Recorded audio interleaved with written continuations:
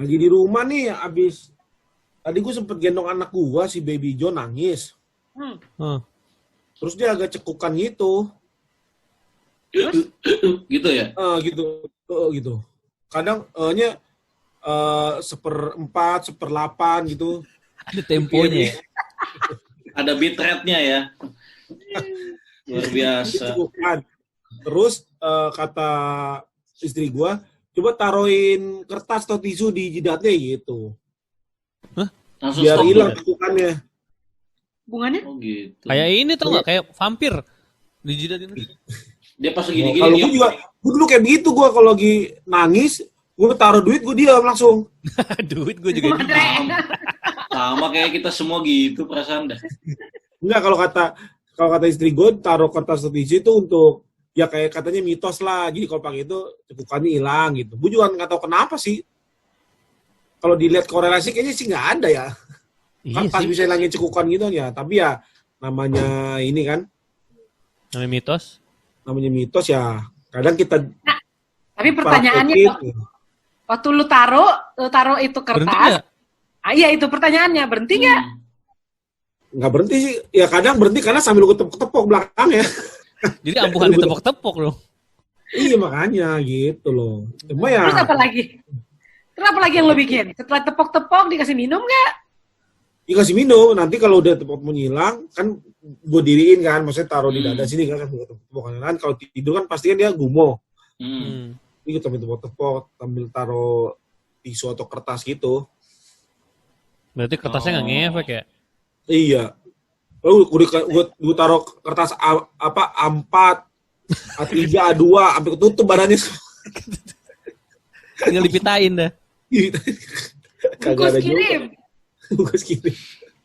Itu dia. Cuma ya gimana ya? Kadang gue bertanya-tanya sih hal kayak gitu. Kayak mitos-mitos gitu bener nggak sih? Maksudnya asal usulnya dari mana gitu? Harus ngikutin kayak begitu. Tapi ya, nih ngomongin soal nguap apa namanya? Cekukan dulu.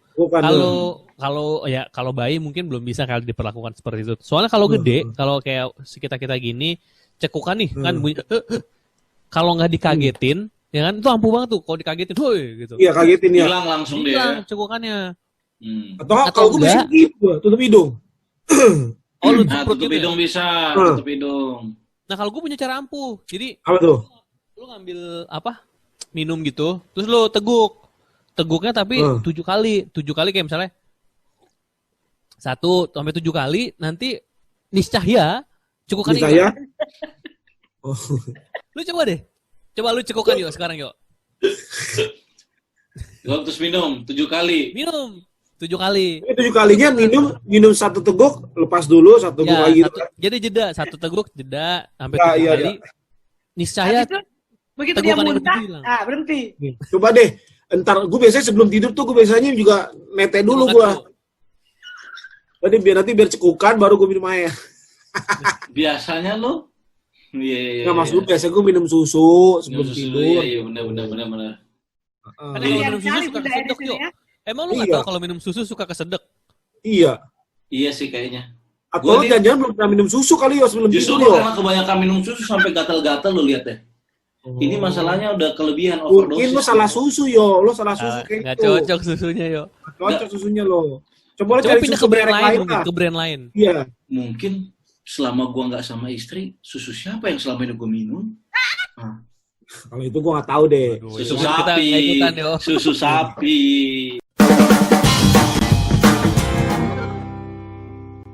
Tapi sebenarnya kan nggak hanya itu aja, banyak juga mitos-mitos lain. Pasti kalian pasti punya lah mitos-mitos tersendiri yang kalian sudah udah dicekokin dari kecil gitu kan? Oh ada. Iya. Misalnya kalau ini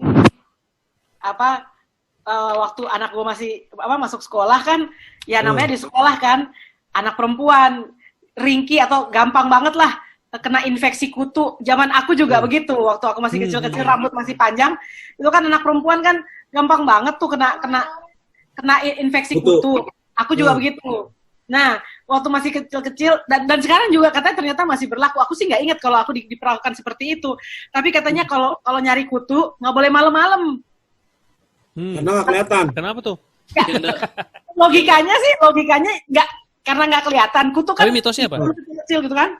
Nah tapi nggak tahu katanya, pokoknya nggak boleh pamali. Nah permasalahan kata pamali ini kan yang kemudian pamalinya kenapa gitu. Tapi sampai hari ini tidak ada penjelasan yang konkret, yang rasional, yang ilmiah mengatakan bahwa tidak boleh cari kutu malam-malam. Sementara iklan-iklan di internet sekarang ada sisir kutu yang elektronik lah, nanti dia sedot sendiri. I mean, and then you can use whenever kan, maksudnya kapan aja lu pakai.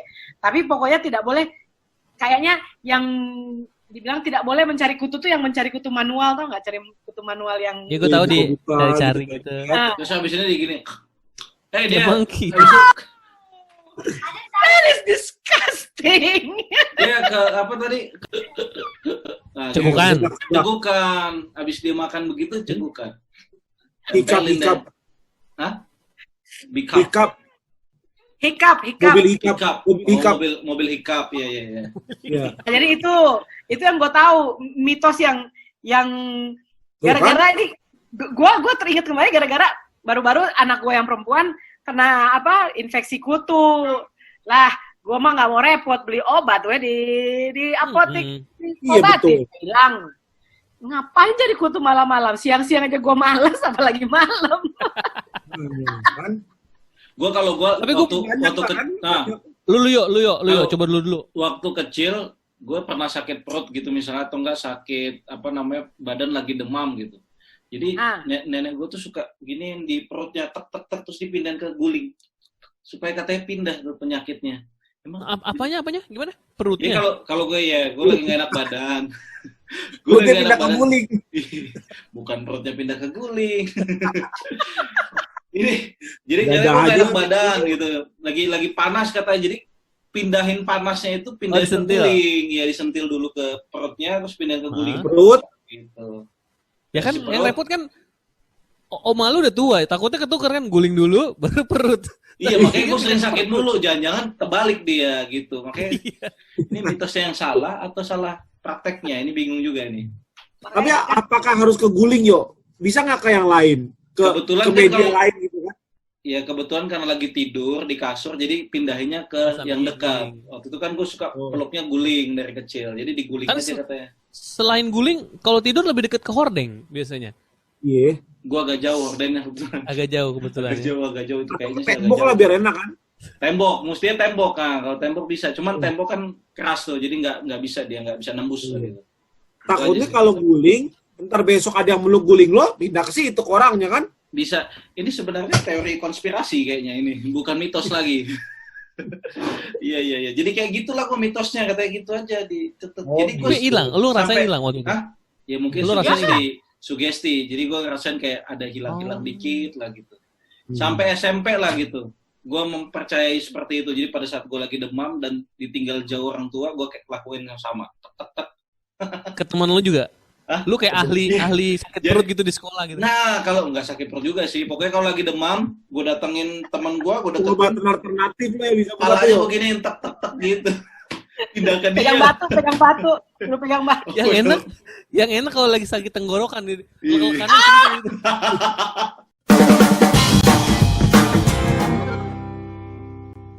Nih, ada mitos yang kayaknya nggak mungkin terbantahkan deh. Jadi katanya kalau perempuan, kalau nyapunya nggak bersih, nanti suaminya berewokan. Coba tanya Kak Julia. Ini berewokan tuh. Kita panggil Bang Andre. Nyapunya nggak bersih, karena suami gue berewokan ya? Bisa jadi. Nyapu dong, Kak Julia. Kak Julia dulu. Kak Julia nyapunya beres nggak? Pertanyaannya bersih nggak? Bisa jadi suka nyapu gue. Tumpuk semua jadinya. Paksa berarti. Iya udah pas lah kalau gitu. Udah bukan berewokan lagi tuh Bang Andre. Iya. Rambut kepala tuh pindah ke bawah nih. Iya. Bener berarti mitosnya. Tapi nggak tahu ya, itu ada aja yang nemuin gitu ya. Tapi gue suka loh kalau cowok itu berewokan. Beda tahu. Iya. Memang atau nggak mungkin kenapa suaminya diberewokan? Jadi biar lebih bersih gitu, nyapunya pakai berewok, suaminya digosok. Sebenarnya kan banyak kan. Sebenarnya banyak kan. Apalagi yang kalian tahu? Kalau kayak gue katanya banyak. jangan mandi pada saat maghrib. Kenapa? Kenapa? Iya. Takutnya masuk angin. Udah kemalaman. Gue tahu. Ada juga nih yang bisa dibilangin. Gue nggak tahu kenapa katanya nggak boleh gitu kan. Lalu pernah mandi pas maghrib nggak? Enggak, orang gue kan mandi selalu pagi hari doang. Maghrib gue nggak pernah mandi. Oh iya lu sekali ya, 1 kali 24 jam lah. Sekali gitu. Iya, 1 kali Gue 24 akan jam. mandi pada saat gue mau keluar gitu. Kalau gue nggak keluar, gue di rumahnya gue nggak bakal mandi. Dasar jorok memang kalian. Kira beli. Karena enggak Gue kan disgusting. konsep gue itu, lo mandi kalau lo mau keluar. Kalau lo nggak keluar lo jangan mandi. Ya. Itu Astaga. konsep lu. Betul, Iya. betul. Itu konsep yang sangat bagus sih, menghemat semuanya. Bisa ditiru lah. Kan saatnya kan juga bisa save water juga kan. Tuh. Save water. Iya. Gitu. Tapi bener Tapi juga nggak ya. mau berkata-kata apa tau nggak? Apalagi kalau misalnya seandainya udah gitu lu nggak mandi, udah gitu lu duduk di bantal. Katanya kalau lu duduk di bantal bisulan. Jadi sebenarnya gue nggak percaya itu. Gue percaya bahwa lu bisulan itu bukan karena duduk di bantal, tapi karena nggak mandi. Itu bisa Udah nggak jadi. mandi duduk di bantal lagi. Ah iya, udah nggak mandi, duduk di Duduknya bantal, di bantal pula. lagi. Selesai hidup lo. Bantalnya bekas ada yang kutuan. Ya udah bisul emang. Wah, combo. Combo. Jadi bisulnya, jadi kutu bisa hidup di bisul dong Bisa. Bisa jadi itu. Tahu banget ya sih kita ngomongnya. Sotoy. Sotoy Tapi semuanya. bener loh, yang duduk di bantal, Ah, kayaknya ada beberapa temen gue pernah kejadian akhirnya bisulan gitu. Bulan. Ya gue duduk di bantal nih masalahnya nih. Lu udah di bantal sekarang yuk? Iya, bangkunya ada bantalnya. Bantal duduk. Kalau di Mungkin bangku- 3 detik lagi lah yuk. Coba kita hitung sama-sama. 3. 2. kedua. Atau mungkin lo belum mandi yo. Tenang, gue udah punya idenya. Kan tinggal gue sentil-sentil, pindahin ke lu semua. Berarti coba Oh, berarti mungkin kalau kita duduk di bantal, Iya. terus pantat kita bisulan, berarti itu bantal sudah kena kutukan elu, yo. Oh, lu Ya. udah Udah gue sentil-sentilin ya. itu bantal. Bisa juga tuh. Udah pas berarti. Ini kok kita Tapi ada soto di sini. Coba kepikiran nggak sih yang memprakarsai mitos ini pertama kali itu siapa gitu? Gua kira sih Iya. pasti mak-mak yang rempong zaman dulu yang susah ngurus anaknya, no. Enggak, tapi kayak betul kata Jul. Mungkin itu caranya emak-emak zaman dulu untuk melarang anaknya biar mengikuti peraturan maknya. Iya sih. Bisa jadi. Kan dulu ada Imannya mitos yang nggak boleh dibenturan. main maghrib gitu kan, takut nanti Gelap. diculik setan lah Gelap. gitu. Kampung kan gelap, nggak ada listrik. Heeh. Gitu. Terus, Ya mungkin itu siasat emak-emak dulu supaya anaknya pulang sebelum sore supaya nggak main-main gitu kali ya. bisa. Terus jangan duduk di atas bantal. Contohnya kalau kalau lu anak nih duduk di atas bantal, terus anak itu kentut. Anak itu kentut, itu bantal dipakai tidur. Baunya kayak apa coba udah? Kan? Bantal kepala pokoknya ya, berarti Bantal ya. kepala lagi. Belum lagi kalau Nggak boleh. anaknya pulang. Kalau anaknya sambil cepirit gimana? Kalau ambil cepirit disentil-sentilin sama Tio. Biar cepiritnya pindah. Terus anget lagi pas disentilin anget.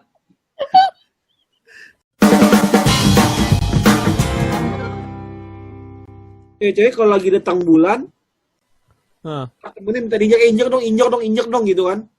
Apanya diinjek? apanya? Kalau injek kaki gua Lagi gampar. hamil. Bukannya dapat lagi hamil maksudnya. Oh alah. Ini salah Lagi informasi hamil, nih. sorry. Lagi hamil. Yang bener informasi lu apa?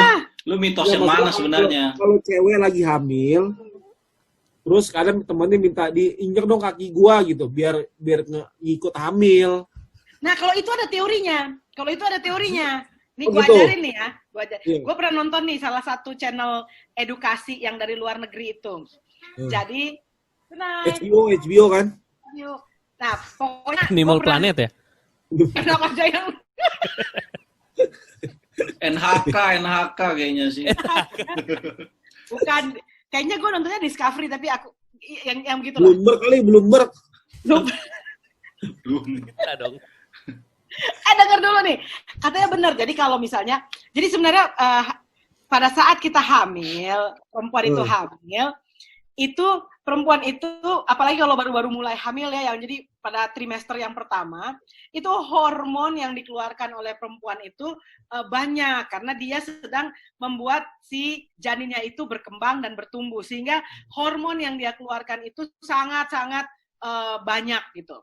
Nah, hormon ini, salah satunya di kaki hormon keluarnya. Bukan begitu, jadi begini maksudnya. Jadi kalau misalnya, jadi kalau Edis hamil, terus gue lagi pada masa subur, gue deket-deket sama Edis, katakanlah menginjak kakinya gitu kan, jadi deket-deketan gitu kan. Nah, dia punya hormon kan karena keluar gitu, jadi menjadi aura lah, jadi keluar, jadi dia keluar gitu, jadi menjadi aura gitu. Dan aku karena dekat dengan Edis, sedekat menginjak kakinya itu, keluar jadinya. Terhirup atau tersentuh dengan kulit. Jadi si Edisnya kan saya sentuh dengan kulit. Cipika-cipika kan berarti dekat gitu, mungkin aura dari Edis juga terhirup, itu memicu hormon saya, sehingga kalau saya ketemu sama suami saya, itu akan cenderung jadi. Jadi itu sebenarnya bukan mitos, tapi mungkin cara dia menerangkan harus diinjak itu maksudnya supaya dia dekat.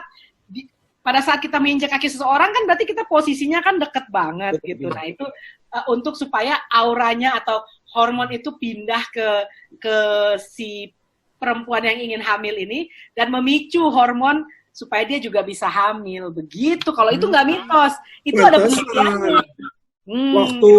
Waktu Edis sebelum hamil Joe ini, baby Joe, temennya itu hamil. Nah, tapi waktu itu kata temen gue, udah gue injek lagi lo, gue injek deh lo Dis, biar lo juga dapat. Bener, sebulan kemudian Edis hamil. Ya, karena dia dalam posisi proximity yang sangat dekat dengan temennya yang hamil itu, sehingga hormon temennya itu memicu hormonnya Edis untuk juga bereaksi begitu. Kalau itu bukan mitos, itu ada penelitiannya. Berarti nanti kalau gue panas, gue jangan sentil, gue injek aja supaya langsung terserap semua penyakitnya. Bisa kan? Tapi ada yang perlu disentil yo kadang-kadang. Apa tuh? Ya ada aja maksudnya.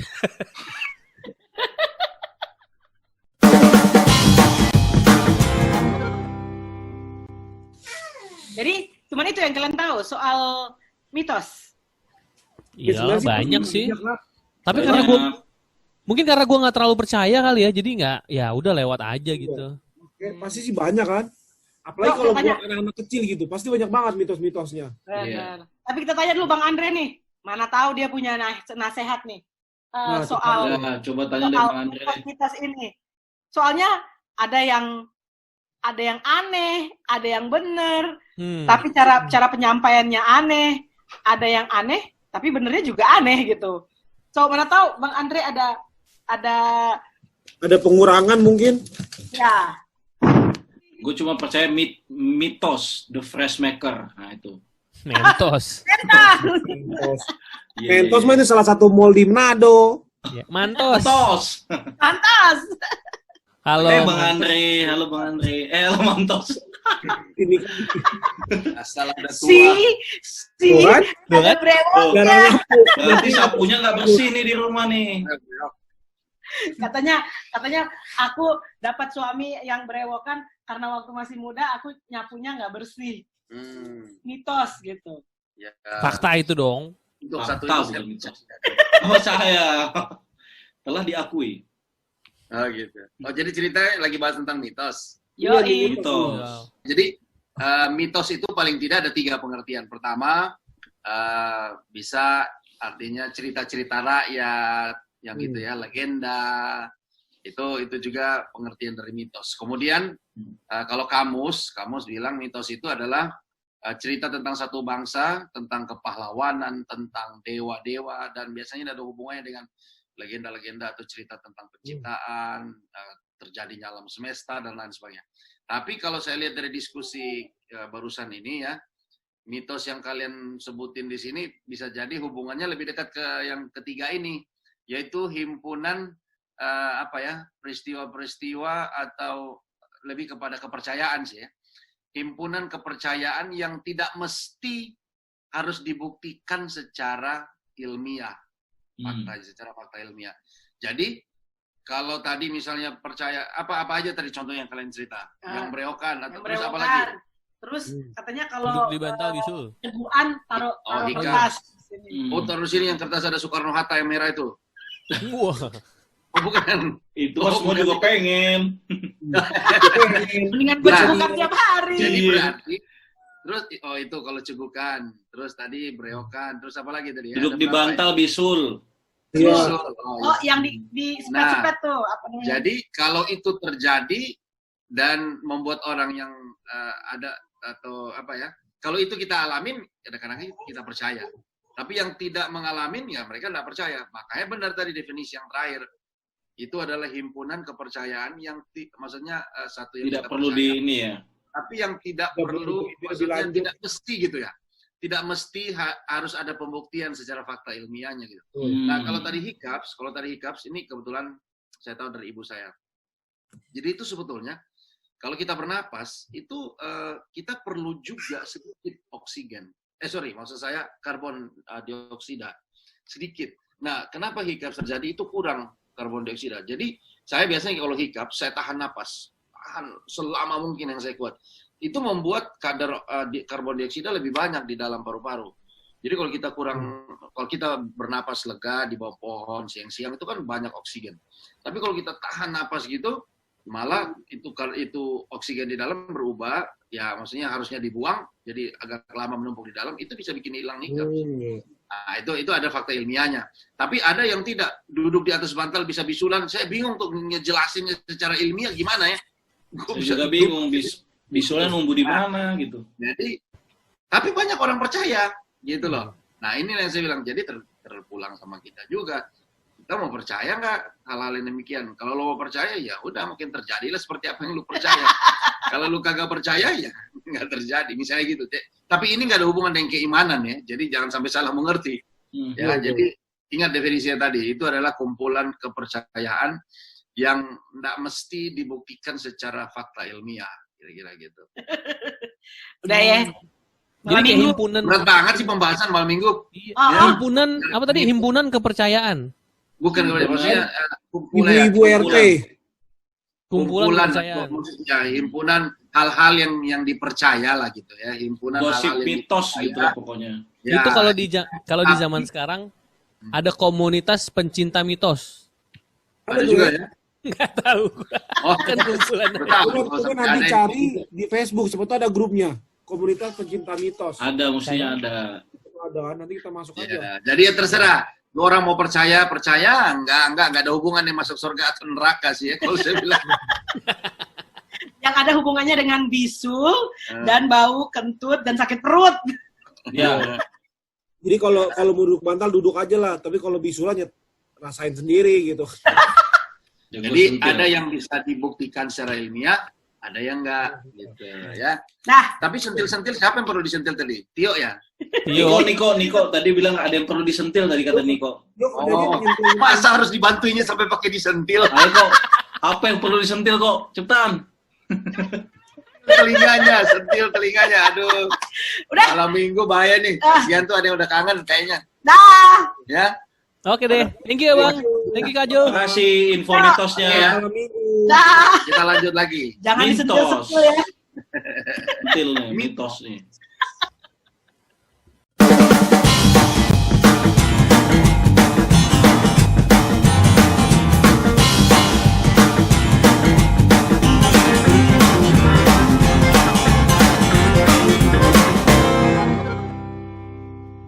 Si Catherine udah nggak nyapu, Catherine dia ngevakum, makanya si Tio bersih banget kan di vakum. Ini juga fakta mungkin. Pakai brespam lagi. Brespam lagi dah. Tapi tunggu, gila brespam. Itu bisa jadi. Kan kita nggak mesti satu, itu bisa jadi sekaligus dua. Udah 60. Kalau dua didepetin dong kok. Itu bisa sekaligus dua kayaknya, bukan buat satu. Pas habis dikeluarin jadi nyatu dia. Biru dong yang ada.